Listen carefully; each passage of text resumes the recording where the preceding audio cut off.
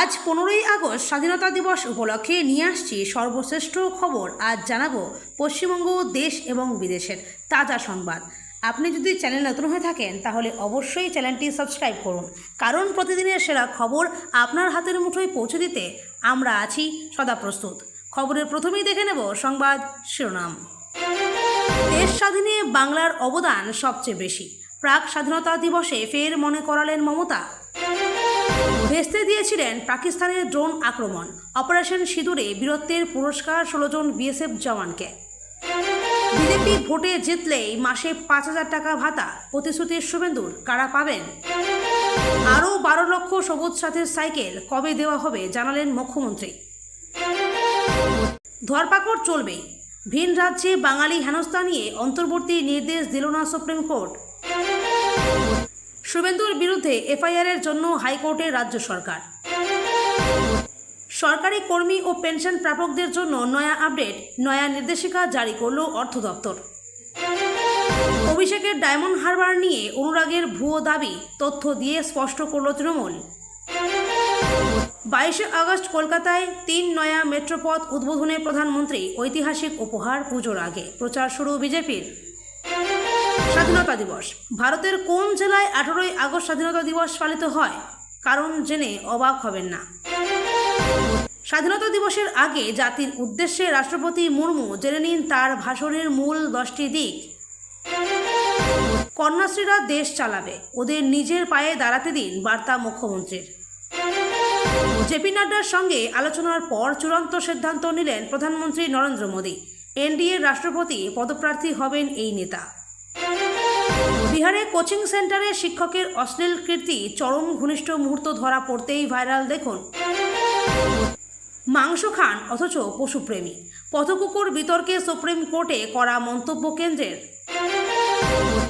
রাহুল গান্ধীর ভোট চুরির নাটক প্রমাণ, বিশ্বাসযোগ্যতা ছাড়াই শুধুমাত্র এক নাটক।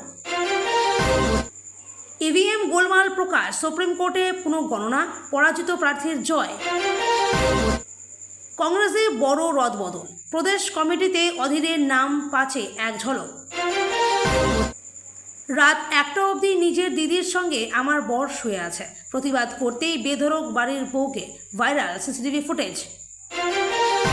এসআইআরে বাদ যাওয়া ভোটারদের নাম প্রকাশের সময়সীমা বেঁধে দিল শীর্ষ আদালত, বিরাট জয়, মন্তব্য দেবাংশুর। এতক্ষণ শুনছিলাম সংবাদ শিরোনাম, এবার আসছি খবরের বিস্তারিত। এর আগে একটি ছোট্ট রিকোয়েস্ট, আপনি যদি এই চ্যানেলে নতুন হয়ে থাকেন তাহলে চ্যানেলটিকে অবশ্যই সাবস্ক্রাইব করুন।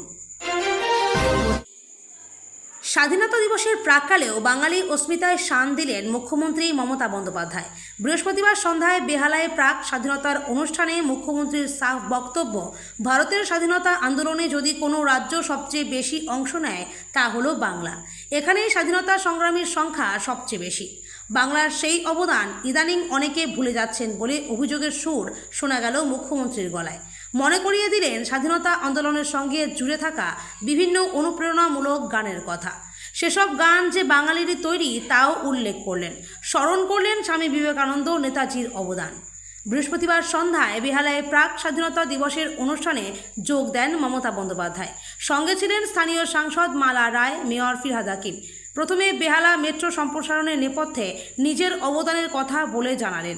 আজ মেট্রো চলাচল শুরু হওয়ায় তিনি অত্যন্ত খুশি। এরপরই মমতার কথায় উঠে এলো বাংলার স্বাধীনতা সংগ্রামীদের কথা। বললেন, মধ্যরাতের স্বাধীনতা আমরা পালন করি দীর্ঘদিন ধরে, শুধু স্বাধীনতার সময় নয়, স্বাধীনতার পরও যারা দেশ রক্ষা করছে সবাইকে স্যালিউট। একটি গানের কথা উল্লেখ করলেন তিনি। তার কথায় অনেকেই জানেন না সে সময় যে গান আমাদের অনুপ্রাণিত করেছিল তার মধ্যে একটি গান মুক্তির মন্দির সোপানতলে। এই গানের গীতিকার মোহিনী চৌধুরী, তার বাড়ি বেহালায়। বেঁচে থাকতে আমি তার বাড়ি গিয়ে প্রণাম করে এসেছিলাম। কেউ জানে না যে তিনি গানের রচয়িতা। এরকম হতেই পারে, হয়তো একটা গান যিনি লিখছেন তাকে সেভাবে কেউ চিনতে পারে না, হয়তো গানটাই বেশি জনপ্রিয় হয়। এরপরই মুখ্যমন্ত্রীর বক্তব্য, ভারতের স্বাধীনতা আন্দোলনে যদি কোনো রাজ্য সবচেয়ে বেশি অংশ নিয়ে থাকে তা হলো বাংলা। বাংলার মাটি সোনার চেয়েও খাঁটি। 2026-এর বিধানসভা নির্বাচন ঘিরে বড় প্রতিশ্রুতি দিলেন বিরোধী দলনেতা শুভেন্দু অধিকারী। বিজেপি ক্ষমতায় এলে 5,000 টাকা করে ভাতা দেওয়া হবে বলে প্রতিশ্রুতি দিয়েছেন শুভেন্দু। 2026 সালের বিধানসভা নির্বাচন ঘিরে বুধবার কাছড়াপাড়ায় বিজেপির কন্যা বাঁচাও মিছিলে অংশ নেন বিরোধী দলনেতা শুভেন্দু অধিকারী। মিছিলের শেষে জনসভায় দাঁড়িয়ে তিনি ঘোষণা করেন, বাংলায় ক্ষমতা এলে বিজেপি দলের শহীদ পরিবারগুলির দায়িত্ব নেবে। এছাড়াও রাজনৈতিক আন্দোলনে জেলে যাওয়া নেতাকর্মীদের এ মাসে 5,000 টাকা করে ভাতা দেওয়া হবে। শুভেন্দুর কথায়, তৃণমূল সরকার যাদের মিথ্যা মামলায় জেলে পাঠিয়েছে তাদের প্রতি অন্যায় হয়েছে। আমরা ক্ষমতায় এলে মাসিক সংগ্রামী ভাতা দিয়ে সেই অবিচারের প্রতিকার করব। শহীদ পরিবারদের পাশে দাঁড়ানো আমাদের নৈতিক দায়িত্ব। তিনি আরও বলেন, শুধু পরিবর্তন নয়, বদল হবে। যারা অন্যায় করেছে সুদে আসলে সব ফেরত দিতে হবে শাসক দলকে। উল্লেখযোগ্য, এই ভাতার প্রস্তাব নতুন নয়। 2024 সালের লোকসভা ভোটের আগেও শুভেন্দু অধিকারী একই প্রতিশ্রুতি দিয়েছিলেন। বাংলায় বিজেপি ক্ষমতায় এলে মিথ্যা মামলায় জেলে যাওয়া আন্দোলনকারীরা মাসিক 5,000 টাকা ভাতা পাবেন। তবে এবারের ঘোষণায় সেই প্রতিশ্রুতিকে আরও জোরালো করে শহীদ পরিবারদের দায়িত্ব নেওয়ার অঙ্গীকারও যোগ করলেন তিনি। রাজনৈতিক মহলে এই ঘোষণাকে বিজেপির নির্বাচনী কৌশলের অংশ হিসেবে দেখা হচ্ছে। শুভেন্দু আরও দৃঢ়ভাবে বলছেন, জনগণ ভোট দিয়ে ক্ষমতায় আনলে এই প্রতিশ্রুতি কাগজে থাকবে না, বাস্তবায়ন হবে। যদিও এ প্রসঙ্গে তৃণমূলের পাল্টা কোনো বক্তব্য এখনও পাওয়া যায়নি।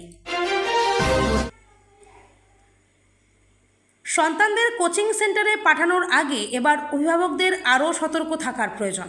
কারণ সম্প্রতি বিহারের মধুবনীতে এমনই একটি লজ্জাজনক ঘটনা সামনে এসেছে, যা শুনে সকলেই স্তম্ভিত।